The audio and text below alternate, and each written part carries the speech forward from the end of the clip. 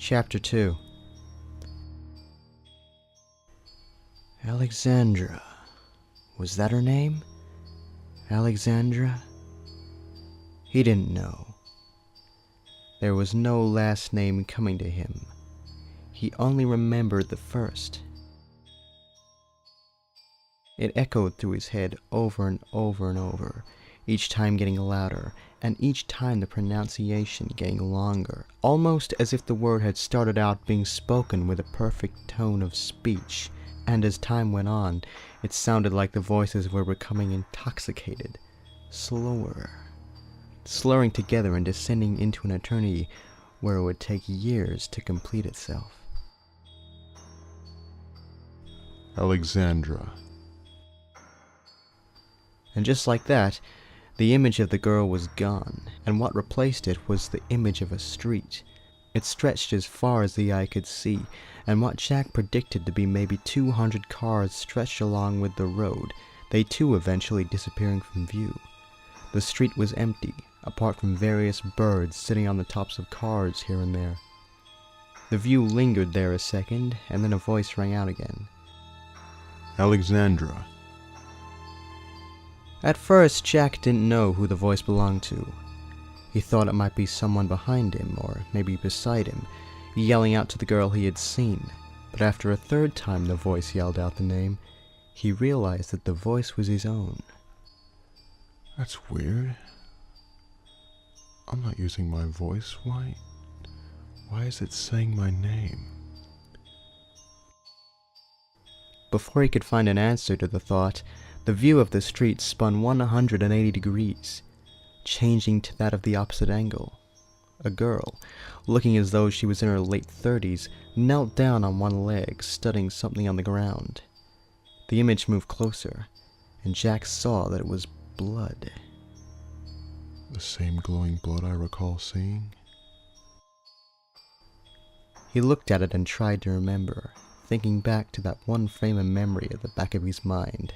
After a moment, he realized it was a different shape to the one he knew. What have you found? His voice sounded out again. Why am I talking? Why can't I? And then it came to him. He wasn't controlling his body, but rather watching the scenario fold out. He was an observer, a backseat writer, sitting in the chair and watching his life fold out on the world's biggest cinema screen. Blood, probably from one of them by the look of it. Do you know where they might have gone?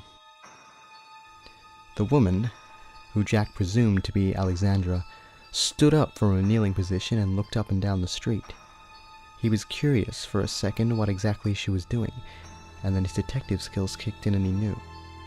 She was studying the road for any sign of further blood, looking for a trail to tell exactly where what they were looking for had gone. Looks like they went that way. We could still catch them, but we are going to have to haul ass if we want to. Then what are we waiting for? The girl turned back to face the cinema screen. And suddenly, Jack was back. Upon re-entry, he was shot from his mind and back into reality. What the hell was that? A memory? Am I remembering something? Was I remembering something? He asked himself these questions, running them through his head, desperately trying to find any kind of answer. But he couldn't. He was on the verge of giving up when he heard the whispers again. Except they were louder this time. They sounded different. Jack listened closely. It took him a few moments, but he knew what was happening. The whispers were beginning to form words. He listened, and he listened. And then he heard one word among the many. The feeling that radiated through his body was sharp, painful, like a knife edge cutting through his skin and implanting itself in the wound. Jack! The whispers had spoken his name. At that moment, he forgot everything, He forgot the suicide, the vision, the girl whose name could or could not be Alexandra. He forgot the blood. All he remembered that it was him and the whispers now, nothing else. The end of the world, and this is what it came down to. Who would win the war? He glanced down at the .44 that was still sitting on the table in front of him, considered, and then remembering that the revolver only had one bullet left, he looked away. If he couldn't kill the creatures using a modern-day projectile weapon, he would use something else. Something that maybe couldn't devastate as much as a bullet, but would injure just as accurately. Getting up out of the chair, deciding to leave the bottle of wine behind as well as the gun, Jack stumbled drunkenly to the kitchen and made his way over to the other side of the bench top. Fumbling through the drawers, he had one thing on his mind. I need the biggest knife I can find. And the biggest knife he could find? Well, it looked like it could do the chore that he wanted just fine. The blade he picked up was more than kitchen knife size. It looked as though it was a blade that could cut straight through bone if it needed to. Razor-sharp, jagged indents spanned the length of the foot-long blade on both sides, ending in a point that looked deadly to the touch. The hilt was black and standard-looking, although it was bigger than Jack's hand. The detective smiled as he picked it out of the drawer, studying it over, turning his wrist to look at both its sides. This should teach those assholes a lesson. The thoughts were with him as he shut the drawer, and afterwards he walked over to the door of the apartment. Stopping as he grabbed the doorknob, he turned back around to look at the revolver.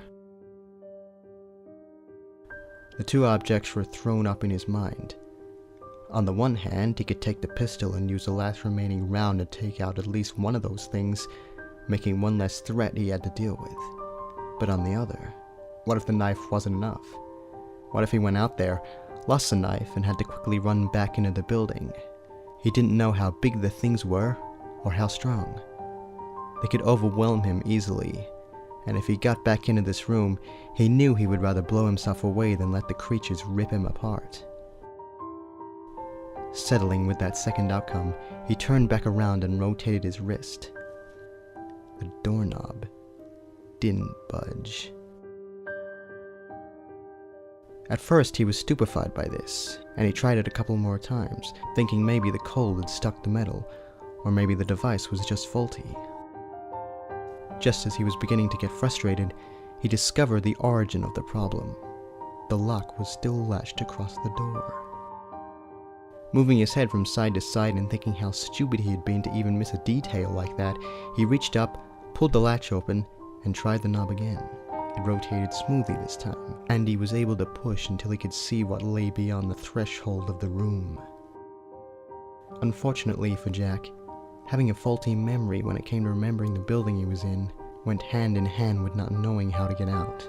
He didn't know the layout of the building or what was in it, and that was an advantage he could have greatly used at that moment.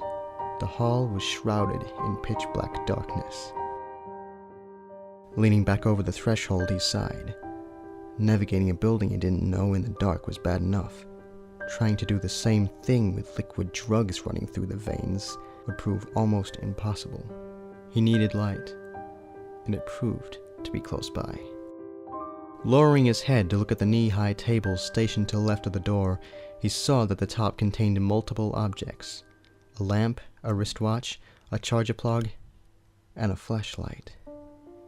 Smiling, he bent down to pick it up, and prayed that whatever batteries still existed within the power pack had enough juice left in them to light the bulb. They did. Raising his wrist, he shone the yellow beam into the darkness. The light proved to be dim, and although it cut through the black, Jack's sense of knowing where he was going would still be hindered greatly. However, it was the best he could do given the resources he had. Without further hesitation, he took one dizzy step into the hallway and readied the knife.